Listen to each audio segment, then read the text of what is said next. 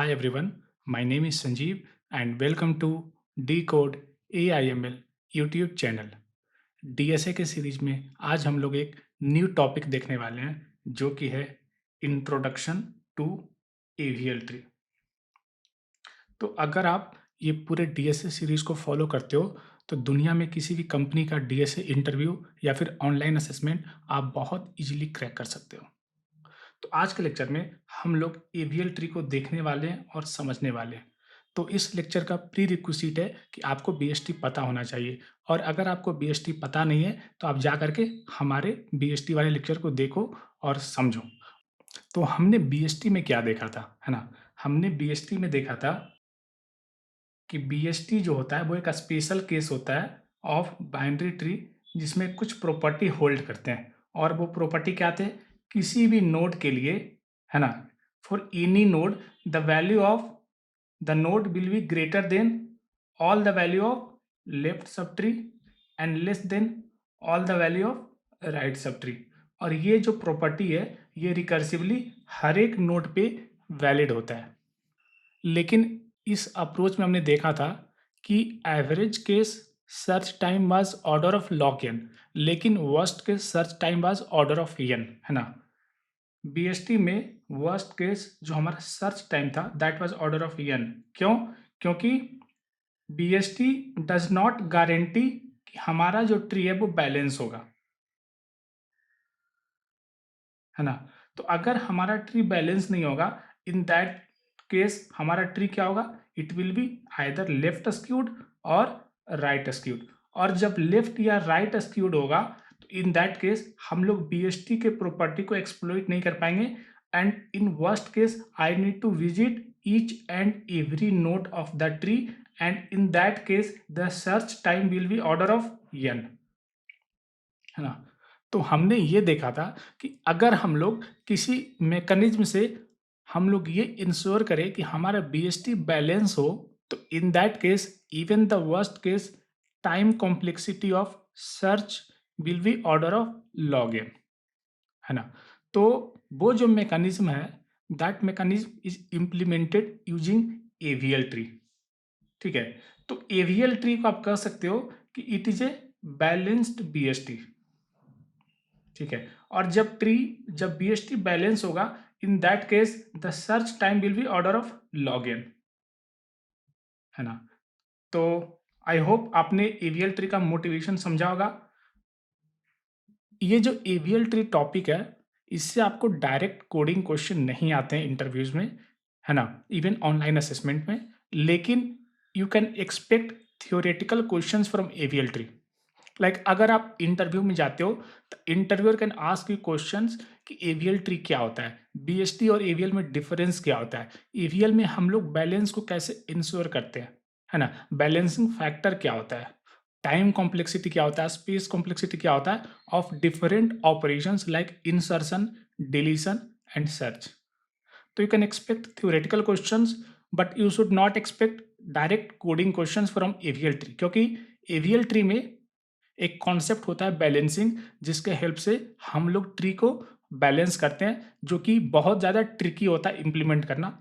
हम लोग आज के लेक्चर में ये देखेंगे कि थियोरेटिकल वाइज हम लोग उसको कैसे इम्प्लीमेंट करते हैं विथ एग्जांपल्स, लेकिन हम लोग उसके कोडिंग पार्ट में नहीं जाएंगे, क्योंकि कोडिंग पार्ट से क्वेश्चंस नहीं पूछे जाते हैं।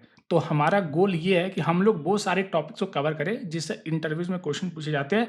देयरफॉर हम लोग कोडिंग वाला पार्ट नहीं देखेंगे, हम लोग थियोरेटिकल वाला पार्ट देखेंगे। और ये थियोरेटिकल वाला पार्ट बहुत ज़्यादा इंपॉर्टेंट है अगर आप डीएसए को समझना चाहते हो कि डीएसए काम कैसे करता है। इवन बहुत सारे जो बिल्ट इन मेथड्स होते हैं या बिल्ट इन डेटा टाइप्स होते हैं that uses AVL tree data structure. तो चलिए शुरू करते हैं आज का lecture, introduction to AVL tree. तो हमने देखा था कि जो बीएसटी होता है उसमें डिसएडवांटेज ये होता है कि उसका जो worst case time complexity of search होता है it can go to order of n. क्यों? क्योंकि जब मेरा ट्री लेफ्ट या राइट स्क्यूड होगा, इन दैट केस मेरे ट्री का maximum height it can go to order of n, and in that case the search time will be order of n. लेकिन अगर हमारे पास ऐसा कोई मैकेनिज्म हो जिससे हम लोग ये इंश्योर करें कि हमारा ट्री बैलेंस हो, तो इन दैट केस हमारा जो सर्च टाइम होगा that will be order of log n. तो AVL tree is one implementation of balance BST, है ना। इसके अलावा there are other implementation as well, like red black tree, है ना, रेड ब्लैक ट्री। बट इससे questions नहीं पूछे जाते इंटरव्यूज में, इवन दो कॉम्पिटिटिव प्रोग्रामिंग में इस कॉन्सेप्ट का यूज होता है, बट इंटरव्यूज में क्वेश्चंस नहीं पूछे जाते हैं।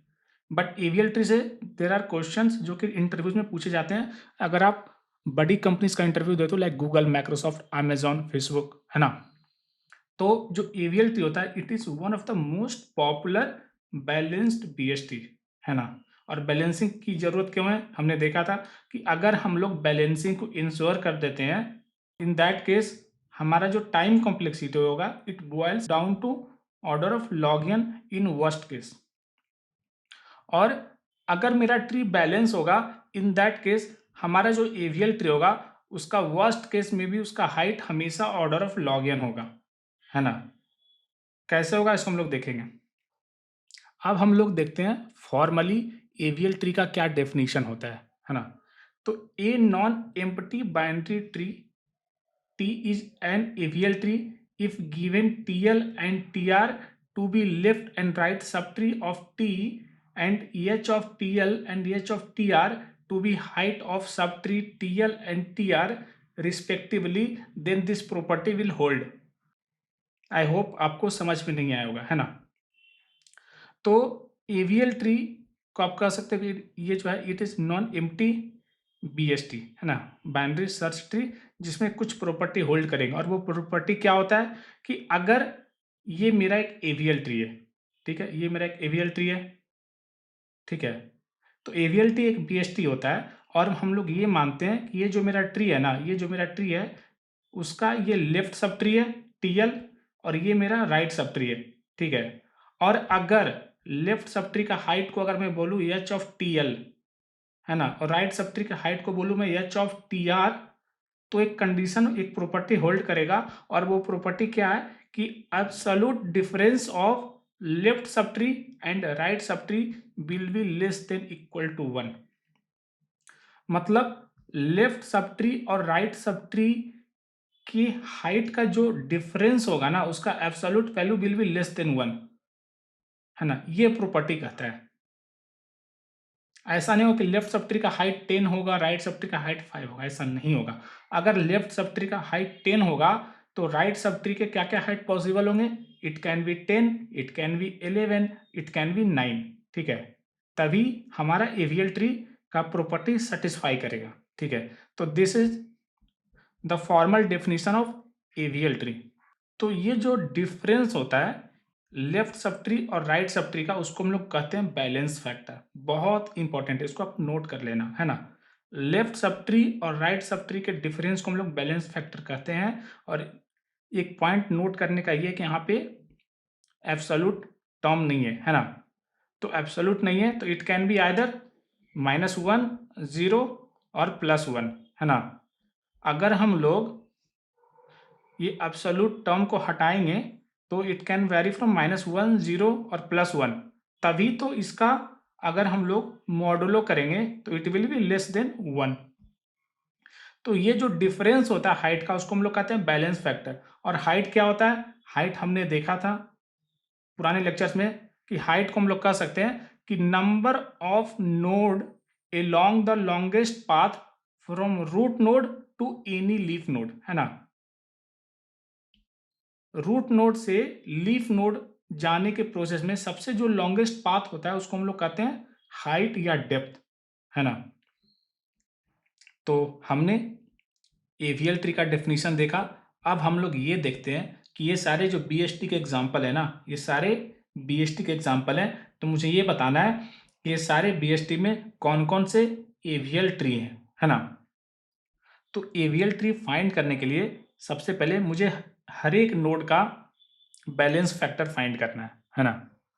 तभी हम लोग कह सकते हैं कि वो एवीएल ट्री है या नहीं। और अगर कोई ट्री एवीएल ट्री होगा तो ये जो प्रॉपर्टी है ना, ये जो प्रॉपर्टी है height of left sub tree minus height of right sub tree, जिसको हम लोग बैलेंस फैक्टर भी कहते हैं, इट शुड बी आइदर -1 0 और +1, है ना। ये कहाँ से आया, ये इस टर्म से आया, है ना। तो अगर किसी बीएसटी का, अगर आपके पास कोई बीएसटी है और उसके हर एक नोड का जो बैलेंस फैक्टर है, अगर वो आइदर -1 0 और +1 है, तो हम लोग कह सकते हैं कि that BST is an AVL tree. ठीक है, तो चलिए हम लोग एग्जांपल से फाइंड करते हैं कि इसमें कौन कौन सा एवीएल ट्री है ना।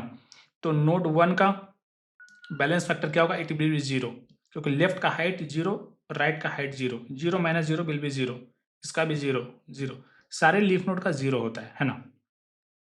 नोड 3 का बैलेंस फैक्टर क्या होगा, तो लेफ्ट का हाइट 1, राइट का हाइट 1, तो इट विल बी 0। ठीक है, 5 का बैलेंस फैक्टर क्या होगा, इट विल बी +1, लेफ्ट का 2, राइट का 1, तो 2 - 1 विल बी +1। ठीक है, सबसे पहले हम लोग हर एक ट्री के हर एक नोड का हम लोग बैलेंस फैक्टर फाइंड करते हैं, है ना। उसके बाद हम लोग देखेंगे कि इसमें से कौन कौन सा बीएसटी एवीएल की प्रॉपर्टी को सेटिस्फाई करता है और कौन कौन से एवीएल ट्री के प्रॉपर्टी को सेटिस्फाई नहीं करता है।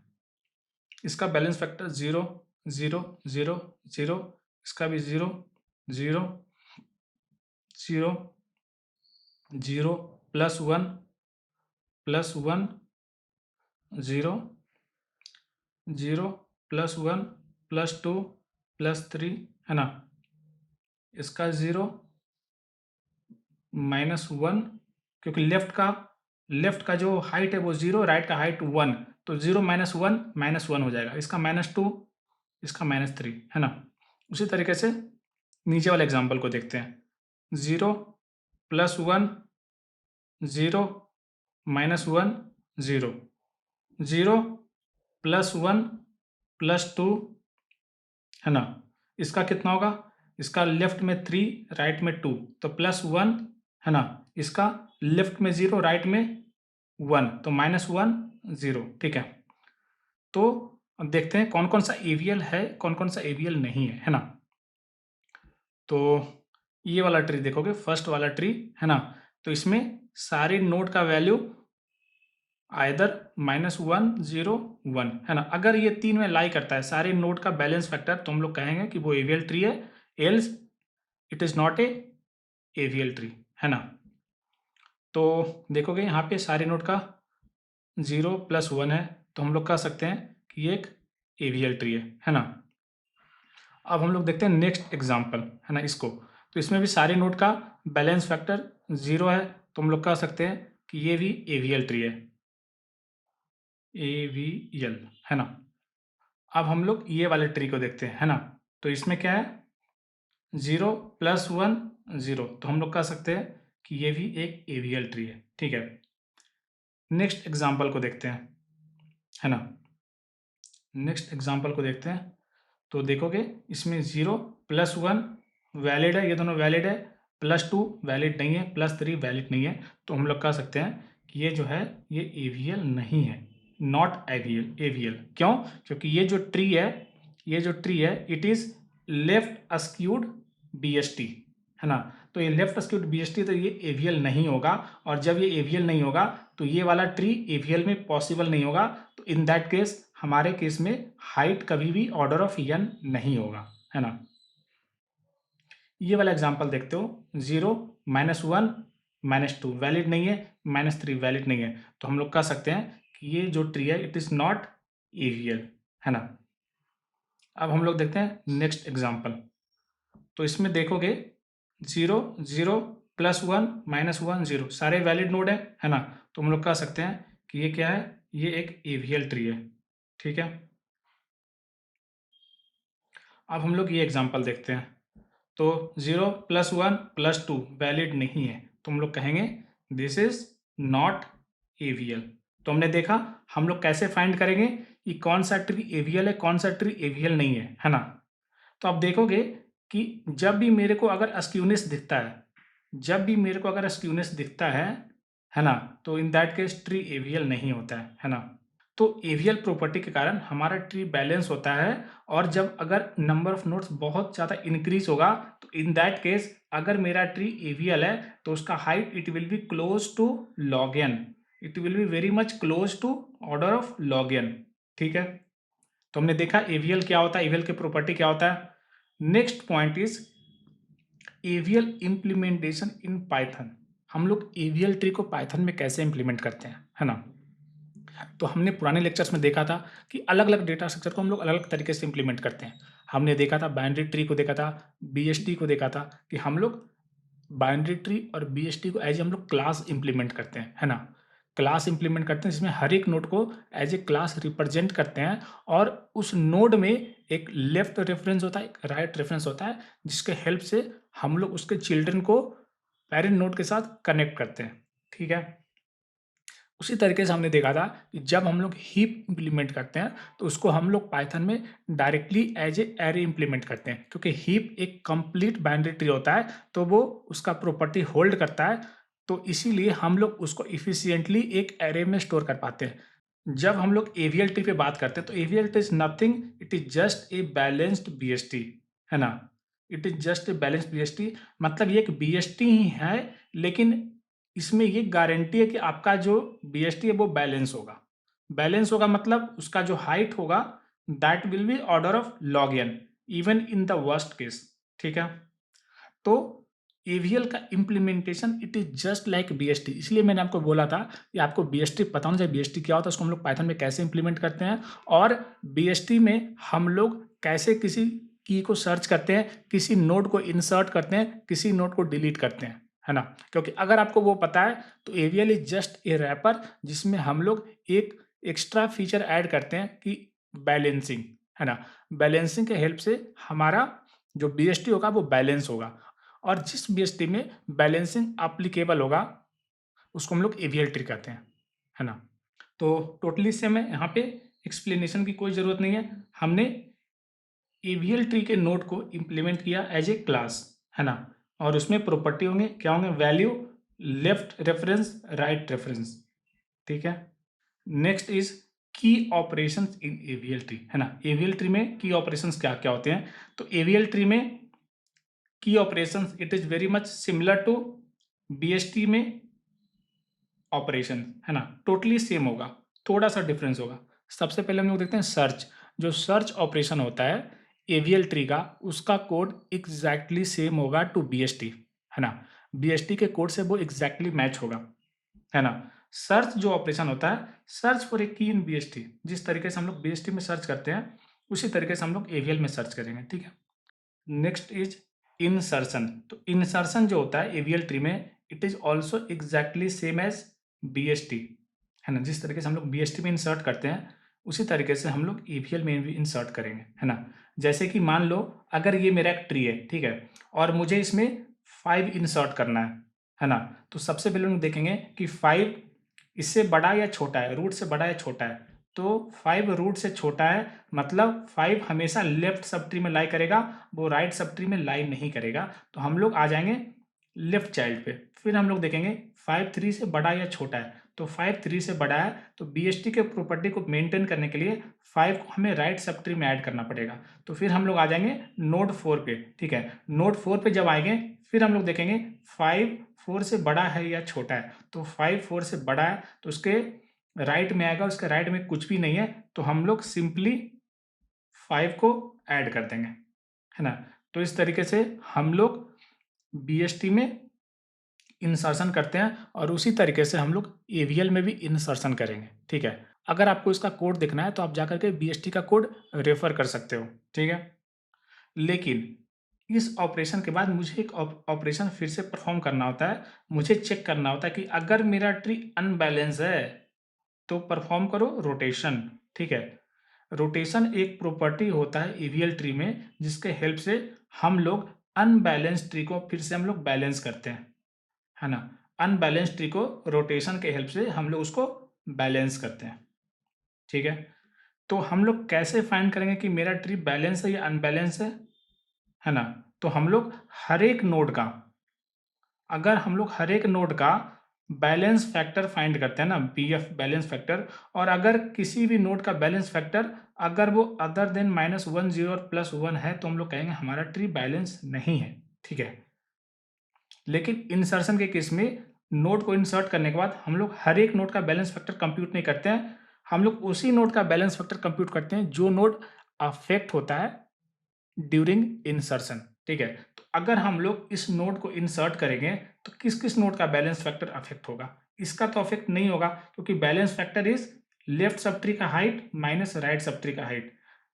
तो ये वाला पार्ट जहां पे हमने इंसर्ट किया, ना तो ये 1 का लेफ्ट पार्ट में है ना तो 1 का राइट पार्ट में है, तो balance factor along the parents है ना, करंट नोड से अलोंग द रूट नोड के पाथ में जो भी नोड होते हैं उसका बैलेंस फैक्टर अफेक्ट होगा, ठीक है। तो अगर हम लोग ये देखें कि बिफोर इंसर्टिंग 5, अभी के लिए एज्यूम करो कि 5 एग्जिस्ट नहीं करता है, तो हर एक नोड का बैलेंस फैक्टर क्या होगा? तो 1 का 0 होगा, 4 का 0 होगा, 3 का क्या होगा? इट विल बी ऑल्सो 0, 12 का क्या होगा? +1, 15 का क्या होगा? 0। लेकिन जब हम लोग नोड 5 को इंसर्ट करेंगे तो क्या होगा कि हर एक नोड का बैलेंस फैक्टर चेंज होगा along current node to root node. इस पाथ में, ये जो पाथ है ना, करेंट नोड से रूट नोड का पाथ, इस पाथ में सारे नोड का बैलेंस फैक्टर अफेक्ट हो सकता है। तो हम लोग हर एक नोड का बैलेंस फैक्टर कंप्यूट करेंगे फिर से। तो 4 का बैलेंस फैक्टर क्या होगा? पहले 0 था, अब ये -1 हो जाएगा, है ना। 3 का बैलेंस फैक्टर क्या होगा? इट विल बी -1, है ना। 12 का बैलेंस फैक्टर क्या होगा? तो इट विल बी +2। तो देखोगे कि करंट नोड से, करंट नोड जहां पे हमने इंसर्ट किया उस नोड से रूट नोड के पाथ में फर्स्ट नोड जिसका बैलेंस फैक्टर अफेक्ट होता है वहां पे हम लोग रोटेशन अप्लाई करते हैं। रोटेशन क्या होता है हम लोग देखेंगे। तो हम लोग 12 नोड को हम लोग इस नोड पे हम लोग रोटेशन अप्लाई करेंगे to make this node as a balance, है ना। या फिर 12 नोड पे रूटेड जो मेरा ट्री है उसको बैलेंस करने का ट्राई करेंगे। तो इन दैट केस अगर हम लोग बैलेंस ऑपरेशन परफॉर्म करते हैं यूजिंग ईवीएल का प्रॉपर्टी तो हमारा ट्री बैलेंस हो जाता है, ठीक है। तो हम लोग इंसर्ट करेंगे यूजिंग बीएसटी स्टाइल और फिर हम लोग रोटेशन परफॉर्म करेंगे, ठीक है। उसी तरीके से जब हम लोग किसी नोड को डिलीट करेंगे इन एवीएल ट्री तो it will B exactly in BST style. जिस तरीके से हम लोग बीएसटी में नोड को डिलीट करते हैं उसी तरीके से हम लोग एवीएल में भी नोड को डिलीट करेंगे। और डिलीशन के बाद हम लोग चेक करेंगे कि अगर मेरा ट्री अनबैलेंस है तो फिर हम लोग वहां पे फिर से रोटेशन परफॉर्म करेंगे। तो rotation is a concept in AVL tree जिसके हेल्प से हम लोग अनबैलेंस ट्री को हम लोग बैलेंस करते हैं, ठीक है। तो डिलीशन का स्टाइल टोटली सेम होगा लाइक बीएसटी जहाँ पे हमने 3 केस में इसको हैंडल किया था। फर्स्ट केस इज कि जिस नोड को डिलीट करना है वो लीफ नोड है ना। और दूसरा कंडीशन था जिस नोड को डिलीट करना है उसके 1 चाइल्ड है। और तीसरा कंडीशन था कि उसके 2 चाइल्ड है ना।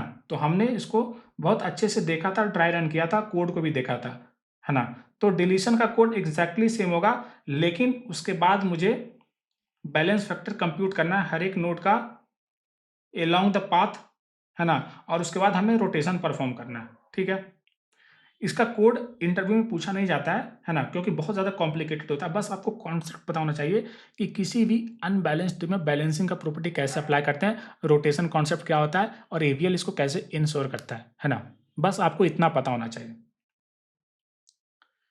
तो अगर इंसर्शन और डिलीशन के बाद अगर बैलेंस फैक्टर किसी नोड का अफेक्ट होता है तो इन दैट केस हमें एवीएल के कॉन्सेप्ट में हमें रोटेशन अप्लाई करना होता है, ठीक है। तो रोटेशन एक ट्री रीस्ट्रक्चरिंग ऑपरेशन होता है जिसके हेल्प से हम लोग बैलेंस को रीस्टोर करते हैं, हम लोग ट्री को बैलेंस करते हैं जब हमारे ट्री का बैलेंस फैक्टर किसी भी नोड का it goes outside the allowed range of -1 0 +1, है ना। तो अगर किसी ट्री का किसी भी नोड का अगर बैलेंस फैक्टर अगर वो अदर देन -1 0 +1 है तो इन दैट केस हम लोग क्या करते हैं वहां पे रोटेशन अप्लाई करते हैं और फिर हम लोग उस ट्री को बैलेंस बनाते हैं, ठीक है। तो यही कहना चाह रहा है। नेक्स्ट इज हम लोग एवीएल ट्री में रोटेशन कैसे अप्लाई करेंगे, है ना। और रोटेशन होता क्या है? तो to perform rotation it is necessary to identify a specific node A, ठीक है, उसका हमने नेम नोड ए दिया, जिसका बैलेंस फैक्टर का मॉडुलो ग्रेटर देन 1 है, ठीक है। हमने इसी को बैलेंस फैक्टर हमने देखा था ना, बैलेंस फैक्टर क्या होता है, it is height of left sub tree minus height of right sub tree और उसका मॉडलो कर दिया, है ना। तो दैट वैल्यू अगर वो ग्रेटर देन 1 है तो हम लोग क्या करेंगे, हम लोग वो नोड ए फाइंड करेंगे जो कि नियरेस्ट एंसेस्टर हो टू इंसर्टेड या deleted node on the path from inserted node to the root node. हमने इस एग्जांपल में देखा था ना कैसे कि मैंने नोड को इंसर्ट किया, उसके बाद हम लोग उस नोड से on the path to root node हम लोग वो फर्स्ट नोड फाइंड करेंगे जहां पे नोड का बैलेंस फैक्टर अफेक्ट होता है और it is not in the range of -1 0 +1, तो हम लोग उस नोड को कैच करेंगे और उस नोड का नेम दे देंगे ए, और हमारा गोल होगा कि उस नोड को बैलेंस करना, है ना। तो यही कहना चाह रहा है, और उस नोड को बैलेंस करने के लिए हम लोग रोटेशन परफॉर्म करते हैं। तो rotation is performed on node A, और उस नोड ए पे रोटेशन परफॉर्म करने के बाद उसका जो बैलेंस फैक्टर होगा, बैलेंस फैक्टर हमेशा नोड का होता है, वो ट्री का नहीं होता है। तो बैलेंस फैक्टर जो होगा it will be in the range of -1 0 +1, है ना। तो this is taken care by rotation, ठीक है। तो रोटेशन जनरली 4 टाइप्स के होते हैं। एक होता है एल आर रोटेशन, एक आर एल रोटेशन, एक आर आर रोटेशन, एक एल एल रोटेशन। क्या होता है, तो सपोज करो कि ट्री में यहाँ पे, है ना, ट्री में यहाँ पे हमने नोड इंसर्ट किया, ठीक है। तो नोड के पाथ होंगे, हम लोग उस पाथ से रूट नोड के लॉन्ग हम लोग चेक करेंगे कि कौन सा नोड अनबैलेंस है ना, कौन सा नोड अनबैलेंस है, और जो नोड मेरा अनबैलेंस है उसको हम लोग लेवल दे देंगे ए, ठीक है। और ए से अलोंग द पाथ हम लोग नोड्स को लेवल करेंगे, अगर वो लेफ्ट चाइल्ड है तो यल और राइट चाइल्ड है तो आर, है ना। जैसे कि अगर आप यहाँ पे देखते हो तो हमने नोड 5 को इंसर्ट किया, इंसर्ट करने के बाद हम लोग हर एक नोड का बैलेंस फैक्टर कंप्यूट करेंगे along the path to root node, है ना। तो हमने इसका कंप्यूट किया -1, इसका कंप्यूट किया -1, इसका कंप्यूट किया 2, तो हम लोग इसको दे देंगे ए, इसका नेम हो जाएगा ए। और उसके बाद उस नोड से along the path to the inserted node हम लोग देखेंगे एजेस का डायरेक्शन देखेंगे। तो first edge is in left, इसको हम दे देंगे यल, और दूसरा एज इट इज आर, है ना। इस एज को हम लोग नहीं देखेंगे, हम लोग उसी एज को देखेंगे which is along the path from root node to inserted और डिलीटेड नोड। तो यहाँ पे आप देखोगे, यहाँ पे this is L R style, ठीक है, this is L R style. अगर नोड हमने यहाँ पे इंसर्ट किया होता और अगर इस नोड का बैलेंस फैक्टर अफेक्ट होता तो ये जो पाथ है ना, दिस इज यल यल, तो this is L L case, ठीक है। तो उसी तरीके से हमारे पास टोटल 4 केस होंगे, L R, R L, R R and L L, ठीक है। तो बेस्ड अपॉन वो कौन सा केस में लाई करता है ना, यल आर में लाई करता है या आर एल में लाई करता है या आर आर या एल एल में लाई करता है, उसके हिसाब से हम लोग रोटेशन अप्लाई करते हैं, ठीक है। तो रोटेशन का जो टाइम कॉम्प्लेक्सिटी होता है, एक बार हमने ए फाइंड कर लिया ना, एक बार हमने ए फाइंड कर लिया तो रोटेशन का टाइम होता है ऑर्डर ऑफ 1, कांस्टेंट टाइम लगता है, ठीक है। तो अगर अगर मेरा केस एल एल और आर आर रोटेशन में लाई करता है तो क्या करो, make A child of B, ठीक है। तो अगर मेरा केस ये दोनों में लाई करता है तो क्या करो, ये जो नोड है उसको बी का चाइल्ड बना दो, ठीक है। तो देखते हैं ये कैसा दिखेगा, है ना। तो अगर हम लोग ए को बी का चाइल्ड बनाते हैं, है ना, मतलब पहले बी और सी इस तरीके से, है ना, और ए जो पहले इस तरीके से उसको हम लोग ए चाइल्ड बनाएंगे, तो चाइल्ड कहाँ लाई करेगा, तो चाइल्ड हमेशा लेफ्ट में लाई करेगा। क्यों क्यों क्योंकि ए का जो वैल्यू होगा वो बी से कम होगा, है ना। क्योंकि ए के राइट में बी है, मतलब बी का वैल्यू ए से ज्यादा है, मतलब ए का वैल्यू बी से कम है। तो अगर ए का वैल्यू बी से कम है तो ए हमेशा लेफ्ट में लाई करेगा, ठीक है। तो इस तरीके से हम लोग आर आर को हैंडल करेंगे। अगर मेरा एल एल है तो उस केस में हम लोग क्या करेंगे, B and C is like this, है ना। तो ए को हम लोग कहाँ लाई करेंगे, तो ए को हम लोग राइट चाइल्ड में ऐड करेंगे। क्यों, क्योंकि देखोगे कि ए के लेफ्ट में बी है, मतलब ए इज ग्रेटर देन बी, है ना। ए के लेफ्ट में बी है मतलब ए इज ग्रेटर देन बी, और अगर ए बी से बड़ा है तो ए हमेशा राइट में लाई करेगा। तो इस तरीके से हम लोग एल एल और आर आर रोटेशन को हैंडल करेंगे। ठीक है। दूसरा, अगर मुझे एल आर और आर एल रोटेशन अप्लाई करना है ना, अगर वो इस केस में लाई करेगा, एल आर और आर एल में लाई करेगा, तो इसको हम लोग कैसे रोटेशन परफॉर्म करेंगे। ठीक है। तो क्या करो, make A and B child of C. ठीक है। तो हम लोग देखते हैं इसको हम लोग कैसे हैंडल करेंगे। तो हम लोग ये वाला पार्ट कॉपी कर लेते हैं, है ना। मुझे इस पे परफॉर्म करना है, मुझे इस पे परफॉर्म करना है एल आर रोटेशन। ठीक है। तो हम लोग क्या करेंगे, हम लोग करेंगे make A and B child of C. ठीक है। तो सी मेरा रूट नोड होगा, है ना। सी मेरा रूट नोड होगा। अब देखना है ए कहाँ लाई करेगा। तो पहले हम लोग ये देखते हैं कि ये जो मेरा ट्री है ना, इसमें वैल्यूज का ऑर्डरिंग क्या होगा। तो बी का राइट सी है, मतलब बी से सी का वैल्यू बड़ा होगा, राइट। और उसके बाद ए, ए के लेफ्ट में बी लाई करता है, ए के लेफ्ट में बी भी लाई करता है और सी भी लाई करता है। तो ए जो होगा वो सबसे बड़ा होगा, है ना। ए सबसे बड़ा होगा क्योंकि ए के लेफ्ट में बी और सी लाई करता है, तो बी और सी दोनों ए से छोटा होगा। और बी के राइट में सी लाई करता है, तो सी बी से बड़ा होगा। तो जब ये प्रॉपर्टी होल्ड करेगा तो हम लोग इसको बैलेंस कैसे करेंगे, सी रूट होगा, है ना। सी रूट होगा, बी सी से छोटा है तो बी आ जाएगा लेफ्ट चाइल्ड में और ए आ जाएगा हमारा राइट चाइल्ड में। तो इस तरीके से हम लोग बैलेंस करेंगे। ठीक है। तो आप ये जो केस है आर एल रोटेशन, है ना, इस पे आप इसको परफॉर्म करो और मुझे बताओ कि ये जो फाइनल स्ट्रक्चर होगा ना after rotation, how it will look like, कौन सा रूट होगा, कौन सा लेफ्ट होगा, कौन सा राइट होगा, और उसको आप कमेंट सेक्शन में मैसेज करो। ठीक है।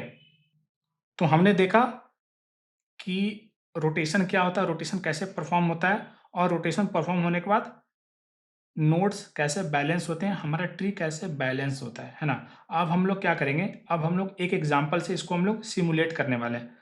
तो मुझे एक एवीएल ट्री कंस्ट्रक्ट करना है फ्रॉम अ स्क्रैच, मतलब मेरे पास इनिशियली एक एम्प्टी, मेरे पास इनिशियली एक एम्प्टी एवीएल ट्री है और मुझे एक एक करके सारी नोड को इंसर्ट करना है इन दिस ऑर्डर। सबसे पहले 5 इंसर्ट करना है, 7, 19, 12, है ना। इस ऑर्डर में मुझे नोड्स को एम्प्टी एवीएल ट्री में इंसर्ट करना है। ठीक है। तो हम लोग देखते हैं कैसे होगा। तो सबसे पहले मेरा ट्री एम्प्टी है तो इनिशियली नोड 5 होगा। ठीक है। नोड 5 होगा तो इस नोड का बैलेंस फैक्टर क्या होगा, इसका 0 होगा, है ना। हम लोग हमेशा आफ्टर एवरी इंसर्शन हम लोग नोड्स का बैलेंस फैक्टर कंप्यूट करते हैं टू मेक श्योर कि हमारा ट्री बैलेंस हो, है ना। उसके बाद हम लोग नोड 7 को इंसर्ट करेंगे तो 7 राइट चाइल्ड में आ जाएगा, है ना। तो उसके बाद हम लोग फिर से बैलेंस फैक्टर कंप्यूट करेंगे। तो 7 का बैलेंस फैक्टर 0 और 5 का बैलेंस फैक्टर -1। ठीक है। उसके बाद हम लोग 19 को इंसर्ट करेंगे। ठीक है। तो 19 का बैलेंस फैक्टर 0, 7 का -1 और 5 का -2, है ना। तो मुझे ए मिला, मुझे ए मिला, ये मेरा बी हो गया, ये मेरा सी हो गया। ठीक है। तो अब देखोगे एजेस का डायरेक्शन क्या है, दिस इज आर आर। तो जब आर आर केस फॉलो होगा, जब आर आर केस फॉलो होगा तो मुझे आर आर रोटेशन परफॉर्म करना है। और आर आर रोटेशन में हमें क्या करना है कि make A child of B, है ना। तो नोड ए जो है उसको मैं बी का चाइल्ड बना दूंगा। ठीक है। नोड ए को मैं बी का चाइल्ड बना दूंगा। तो how will it look like, तो it will look like this. Node A को बी का चाइल्ड बना दूंगा तो पहले 7 था, ये 19 था, और 5 चाइल्ड बनेगा। तो 5 चाइल्ड बनेगा तो वो 7 के लेफ्ट में आएगा, है ना। तो this is my new structure after R R rotation. R R rotation perform करने के बाद ये मेरा न्यू ट्री का स्ट्रक्चर है। ठीक है। ये मेरा न्यू ट्री का स्ट्रक्चर है, आप यहाँ से वेरीफाई कर सकते हो, है ना। ये मेरा स्ट्रक्चर आफ्टर बैलेंस। अब मुझे क्या करना है, मुझे आगे इंसर्ट करना है।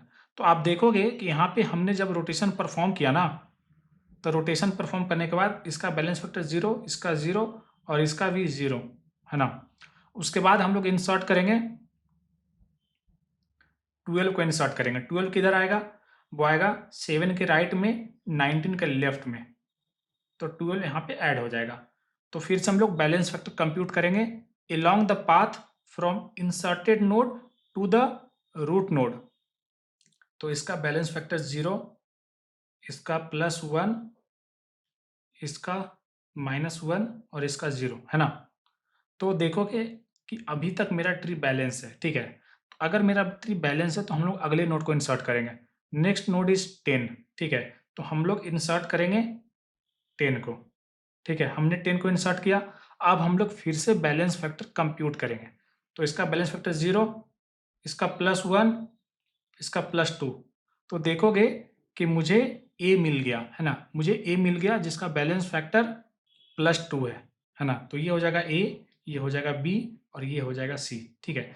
तो यहाँ पे देखोगे, यहाँ पे एजेस का ओरिएंटेशन क्या है? इट इज़ यल यल। तो अगर वो यल है तो मेरे को यल रोटेशन परफॉर्म करना है, ठीक है? मेरे को यल रोटेशन परफॉर्म करना है, ठीक है? अब देखोगे ये जो डायग्राम है ना, it is very much similar to this diagram, ठीक है? तो मैं इसको इरेज करके मैं इस पे फिर से रोटेशन परफॉर्म करता हूँ, ठीक है? तो मैं इसको इरेज कर देता हूँ। तो अगर आप देखोगे, ये मेरा करंट स्टेटस है और this is A, this is B, this is C, ठीक है? और यहाँ पे एजेस का ओरिएंटेशन एल है, तो मुझे क्या करना है? मुझे लेफ्ट रोटेशन परफॉर्म करना है। मुझे एल रोटेशन परफॉर्म करना है। तो हमने देखा था कि एल रोटेशन में हमें क्या करना है कि ए को बी का चाइल्ड बना देना है, ठीक है? तो ए को बी का चाइल्ड बना देने का मतलब होता है कि नोड 19 जो होगा, अब वो आ जाएगा इस तरीके से, ठीक है? तो पहले 7 पॉइंट कर रहा था ए को, अब वो पॉइंट करेगा बी को, ठीक है? तो क्या होगा कि 7 अब बी को पॉइंट करेगा और 12 के राइट में 19 आ जाएगा, ठीक है? तो देखोगे कि this is the output after L rotation, है ना? उसके बाद नेक्स्ट नोड को हम लोग ऐड करेंगे। नेक्स्ट नोड कौन सा है? Next node is 15। तो हम लोग इस ट्री में 15 ऐड करेंगे। तो जब मैं 15 ऐड करूंगा तो वो 7 के राइट चाइल्ड में आएगा क्योंकि 15 इज ग्रेटर देन 7। 12 के राइट चाइल्ड में आएगा क्योंकि 15 इज ग्रेटर देन 12। और 19 के लेफ्ट चाइल्ड में आएगा क्योंकि 15 इज लेस देन 19, ठीक है? तो हम लोग 15 को इस तरीके से हम लोग ऐड कर देंगे। हम लोग 19 के लेफ्ट में 15 को ऐड कर देंगे और उसके बाद हम लोग हर एक नोड का फिर से बैलेंस फैक्टर कंप्यूट करेंगे। तो 15 का बैलेंस फैक्टर 0, इसका +1, इसका -1 और 7 का -2 नेम दे देंगे, है ना? और along the path second node को बी एंड थर्ड नोड को सी दे देंगे। और यहाँ पे एजेस का ओरिएंटेशन क्या है? इट इज आर आर, है ना? It is R R. तो हम लोग आर आर रोटेशन इंप्लीमेंट करेंगे। और आर आर रोटेशन में क्या करना होता है? तो मुझे ए को बी का चाइल्ड बना देना है ना? तो कैसे करेंगे? ये वाला पार्ट टोटली सेम होगा, है ना? ये वाला पार्ट टोटली सेम होगा और मुझे ए को बी का चाइल्ड बनाना है। तो देखोगे कि 7 इज लेस देन 12, तो 7 जो होगा वो 12 का लेफ्ट चाइल्ड में आ जाएगा, ठीक है? तो 7 जब 12 का लेफ्ट चाइल्ड में आएगा, है ना? तो लेफ्ट चाइल्ड में क्या हो जाएगा? 7 हो जाएगा और इसके लेफ्ट में 5 है, तो फिर 10 किधर आएगा? 10 हो जाएगा 7 का राइट चाइल्ड, है ना? मतलब ये हुआ कि नोड 10 को डिलीट कर दो, है ना? और क्या करो? 12 को पॉइंट कर दो 7 से। 7 के लेफ्ट में 5 है और चूंकि हमने 10 को अभी टेम्पररी डिलीट किया तो 7 के राइट में आ जाएगा 10। तो देखोगे this is the final structure. और बैलेंस कंप्यूट करने के बाद आप 18 को ऐड करो, तो 18 किधर ऐड होगा? तो this is my current structure और मुझे 18 को ऐड करना है। तो 18 12 से बड़ा है तो वो 12 के राइट में जाएगा। 18 19 से छोटा है तो वो लेफ्ट में आएगा। 18 15 से बड़ा है तो 15 के राइट में आएगा। तो इस तरीके से हमने 18 को इंसर्ट किया। उसके बाद हम लोग फिर से बैलेंस फैक्टर कंप्यूट करेंगे, है ना? तो देखोगे इसका 0, इसका -1, इसका +2, है ना? और फिर इसका लेफ्ट में 2, राइट में 3, -1, इसका 0 0 0, है ना? तो हमने क्या देखा? हमने देखा कि दिस इज ए। अब ए कौन सा नोड है? अब 19 ए है, ठीक है? 15 बी है और 18 सी है। और यहाँ पे देखोगे this is left child, this is right child. तो मुझे एल आर रोटेशन फॉलो करना है ना? मुझे एल आर रोटेशन अप्लाई करना है, एल आर, है ना? तो एलआर रोटेशन में क्या होता है कि make A and B child of C, है ना। तो एलआर रोटेशन में ए और बी को सी का चाइल्ड बना दो, ठीक है। तो चलिए हम लोग इसको इंप्लीमेंट करते हैं। तो देखोगे 12 विल बी सेम, 12 का left will be same, 12 7 5 and 10, ठीक है। और 12 के राइट में क्या होगा, मुझे ए एंड बी को सी का चाइल्ड बनाना है, ठीक है। तो जब सी का चाइल्ड बनाएंगे तो ए और बी दोनों सी के नीचे आ जाएगा, है ना। तो 12 जो पहले 19 को पॉइंट करा था, अब 12 डायरेक्टली पॉइंट करेगा 18 को, ठीक है। तो यहाँ पे हो जाएगा 18, ठीक है। और जब यहाँ पे 18 होगा और मुझे फिर ए और बी को चाइल्ड बनाना है ना, मुझे ए और बी को चाइल्ड बनाना है, तो 19 इज ग्रेटर देन 18, तो वो राइट चाइल्ड बन जाएगा और 15 लेफ्ट चाइल्ड बन जाएगा, ठीक है। तो आई होप आपने समझा कि रोटेशन क्या होता है ना, what are the different types of rotation, और उसके हेल्प से हम लोग ट्री को बैलेंस कैसे करते हैं, ठीक है। तो चलिए हम लोग देखते हैं समरी वाला पार्ट कि हमने क्या क्या देखा कि एवीएल ट्री में जो सर्च होता है ना, उसका इम्प्लीमेंटेशन वो टोटली सेम होता है बीएसटी के सर्च के इम्प्लीमेंटेशन के जैसा, क्योंकि at the end of the day AVL tree भी एक बीएसटी का प्रॉपर्टी होल्ड करता है। एवीएल ट्री जो बीएसटी प्लस उसमें बैलेंसिंग होता है, ठीक है। एवीएल ट्री में जब हम लोग इंसर्ट करते हैं उसका इम्प्लीमेंटेशन क्या होता है, that is equal to BST insertion. जिस तरीके से आप बीएसटी में इंसर्ट करते हो उसी तरीके से आप एवीएल में इंसर्ट कर दो, और इंसर्शन के बाद आप उस पर बैलेंसिंग करो, है ना। आप हर एक नोड का बैलेंस फैक्टर कंप्यूट करो और उसके बाद आप उस ट्री को बैलेंस करो थ्रू रोटेशन, रोटेशन परफॉर्म करो अगर जरूरत पड़े तो, है ना। Next, deletion in AVL. तो एवीएल के डिलीशन में हम लोग क्या करते हैं, बीएसटी के जैसे हम लोग डिलीशन ऑपरेशन परफॉर्म करते हैं। जिस तरीके से हम लोग किसी नोड को डिलीट करते हैं इन बीएसटी, उसी तरीके से हम लोग एवीएल में भी नोड्स को डिलीट करते हैं और उसके बाद हम लोग उस पर बैलेंसिंग ऑपरेशन परफॉर्म करते हैं। And during the process of balancing हम लोग रोटेशन अप्लाई करते हैं, ठीक है। रोटेशन अप्लाई करते हैं to make the tree balance, ठीक है। तो next point, for insertion only one rotation is needed, है ना। तो एक पॉइंट आप इस बात का ध्यान देना, देयर कैन बी क्वेश्चंस, है ना, इम्प्लीमेंटेशन नहीं होगा, बस थियोरेटिकल क्वेश्चन हो सकता है। जब भी हम लोग एवीएल में इंसर्शन करते हैं ना, और अगर वो ट्री अनबैलेंस हो जाता है आफ्टर इंसर्शन, तो इन दैट केस मुझे रोटेशन की जरूरत पड़ती है, और एक rotation with only one rotation the tree will be balance. लेकिन जब हम लोग डिलीशन करते हैं तो इन दैट केस हमें एक से ज़्यादा बार रोटेशन ऑपरेशन परफॉर्म करना होता है। We need to perform rotation more than one time, और मैक्सिमम कितना टाइम परफॉर्म करना पड़ सकता है, it can be log N. Log N क्यों, क्योंकि log N is the height of the tree and time complexity of rotation is order of one. तो effective जो टाइम कॉम्प्लेक्सिटी होगा रोटेशन का, it will be order of log N, ठीक है। तो AVL ensures की height always remains log N, है ना। एवीएल का प्रॉपर्टी ये होता है कि उसका हाइट, उस ट्री का हाइट हमेशा लॉग एन होगा, unlike an unbalance by BST. हमने देखा था ना कि left skewed BST, right skewed BST, जिसमें वर्स्ट केस में ऑर्डर ऑफ एन हो सकता है हाइट।